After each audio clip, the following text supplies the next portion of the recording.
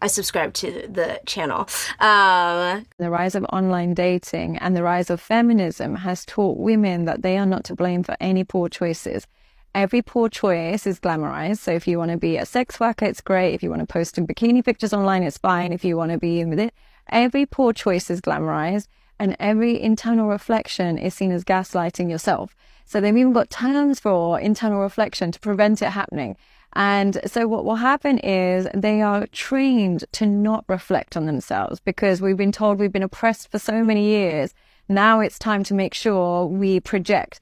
And so we don't take any accountability. And as a result, when we get into relationships, if we don't feel completely soothed all the time, he must be a narcissist. He must be a manipulator. He must be gaslighting. He, rather than I. And unfortunately, we've got an online market that caters to that wounded woman, that caters to that entitled woman, and caters to that narcissistic woman. You guys are in a crisis. I think that there are a lot of women that want men that they're not qualified for. Ooh, Sarah. I do. And this is what I mean by that. Please make a bar graph for yourself. 1 bar. Okay. Next bar, same height. 6 bars, the same height. And one is going to be mentally, emotionally, physically, spiritually, financially, and energetically. What I want you to do is I want you to rate yourself on a scale of 1 to 10. You cannot use 7. Where do you rank yourself? Mentally, emotionally, physically, spiritually, financially, and energetically. When you do those ones, add them all up and then divide it by 6 for your average of the number. What number do you have? If you haven't been to the gym and you are 75 pounds overweight, man or woman, do not give yourself an 8. Do not give yourself a 6. If you do not feel good, if you have low energy, if you know you ain't talked to God in 10 years, don't you give yourself no 9 on a spiritual level. If you know that you are so emotionally dysregulated and misaligned that you are incapable of navigating through conflict, emotionally, you may not be that strong. So when you rank yourself on a scale of 1 to 10, and you cannot use 7 in those separate areas, if you are a 4, don't ask for no 10. If you are a 5, don't ask for no 10. If you are a 6, don't ask for a 10. We have to be so self-aware with ourselves and where we lie on this thing, because a lot of us think that we deserve something. We feel entitled to something that we really don't have coming. And maybe ask your 3 closest friends. What would you rank me on a scale of 1 to 10, mentally, emotionally, physically, spiritually, financially, and energetically? So your friends can help you and you can identify with where you actually are. We have to be realistic with what it is that we offer. Can I ask you, Of course you where can. did you get that grading system come from? I made it up. What? Because everybody is constantly comparing me to Kevin Samuels. And Kevin Samuels does the physical thing. If you could give yourself a scale of 1 to 10, no makeup, no lashes, what would you rank yourself? You can't use 7. Okay, well, how are you as a whole human?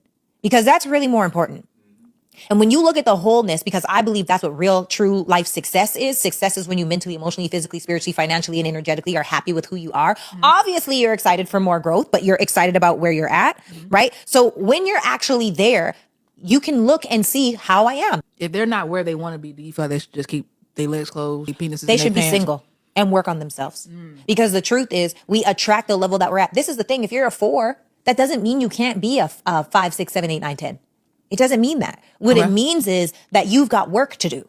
And now you can see where those areas are. That also means don't try to fix everything at once. You've got to choose one thing, narrow in on that one thing. I think a lot of people get distracted inside of life because they're shooting for their big shift. But the truth is your big shift is measured inside of your micro actions. And for those of us who come from matriarchal family structures, no one really talks about the impact it has on a woman to grow up in that kind of family setup. My mom is single. She's a single mother. Her sisters are single mothers. Their mother was a single mother. And their mother's sisters were single mothers. So I grew up around extra strong women. I grew up around women who were running the household. Women who played both the role of mother and father. And that's all I know. Right? And that's probably why, for people who have spent a lot of time with me, they'll identify how hypermasculine I am, how hypermasculine I can actually be. Being soft and feminine doesn't come naturally to me. But I'm learning now that I'm in a long-term, steady relationship with a man who wants to show up as a man. But I realized that my relationships, most of my relationships before, didn't work because of my hypermasculinity. I did not leave room or space for a man. I don't wait for a man. Like, I'm that girl. If I ask you to fix the light bulb today and you don't do it, like, in the next day or two, I'm gonna get a ladder and do it myself. Like, I'm not waiting. And when you speak to other women, like my colleagues and friends who grew up in similar situations, the narrative is the same. Okay, we don't know how to not show up in our masculine energy. And that's frustrating for a lot of men. So my partner has to constantly remind me to back up, it's not your job. It even shows up in how hard I work. Like, I am a provider, you know, and I take pride in being a provider, even when I'm being provided for. And it's so messed up because in as much as I say I want to be soft, to be feminine, to eventually move into a housewife role, I don't think I can. I don't think it's in my nature to be like that, to be soft, to be feminine 100% of the time. I probably have more male friends than the average female because of this. And it's so weird because I spent most of my life thinking that I'm this strong and this hyper masculine because of what men have done to me in the past. But the truth is that I am this way because of the matriarchal structure that I grew up in. And I don't know if this is just my experience, but I'm interested to find out from you guys who grew up in a similar setup as me, Uguti, how you guys show up every day.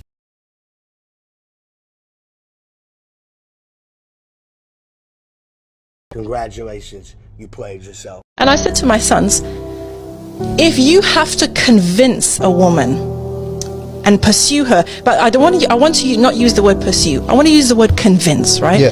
If you have to convince a sister, a woman, that you are a good option, that you're her best option, right?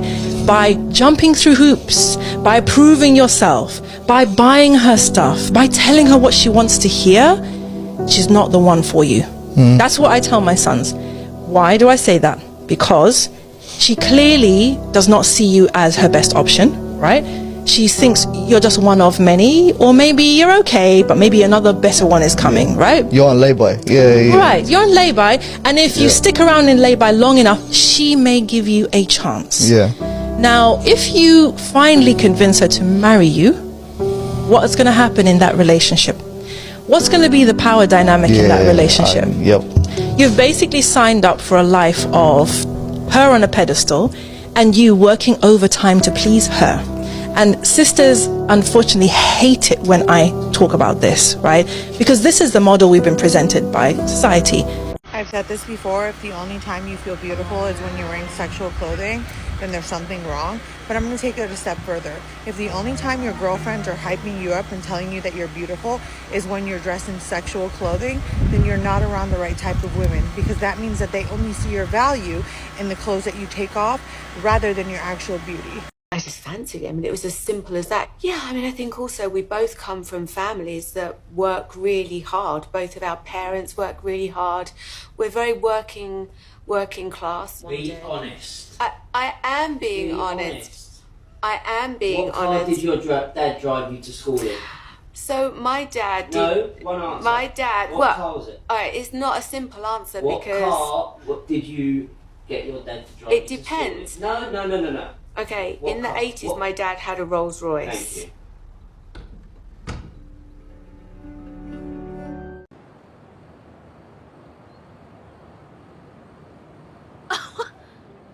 You're not getting in my panties without you coming out the pocket, period. See, that's and crazy. And it's not That's even crazy. a case where I call it selling. See? What is it then? No, because I'm not going to say pay me and I'm going to give you. Asking for something, that's the same thing. No, it's not. Okay, explain. You have to do it with class. Right, I call it doing right. it with class. I call it doing it with class has to be the craziest thing I have heard in a long time. Because so we are not denying that is what we are doing. We are just saying that we are doing it, Is that it? That's okay. Now, how do you do it with the class? Please educate me. So I'm going to ask you for something. Right. If you don't give it to me, you don't provide it, I don't want to talk to you. If you don't give it to me, then I don't want it. That's not crass now, my dear. That's actually how transaction happen. It's basic marketing. If I come to your shop, I pick up an item I want to check out. You will tell me the price. If I don't have the money or I'm not willing to pay for it, then why am I there? You don't want to talk to me. That's a basic business. So what I want to understand is this. Private part that God gave you people for procreation, reproduction, une office there. Hey, why am I even calling it a private part? Part that God give you people. You people have turned it into supermarket. Oh, hell. Maranatha. Listen, let me tell you people. If your number one criteria for considering who to entertain and who to discard is the content of people's pocket, my dear, you are a trader. Amalachi, you are a trader. You on your pound road, you are need to motor somebody. If you know that the person that you are with, you're already with them. Once they stop bringing this thing, your co-sweating practices we cease. You are a trader. You are a trader. And you know the funny thing about traders? Traders also marry. They open wrong positions too. That you have married them doesn't mean that it's not trading that they are doing. But let's leave that one for now. Okay? Don't mention no. Don't do that here. I subscribe to the channel.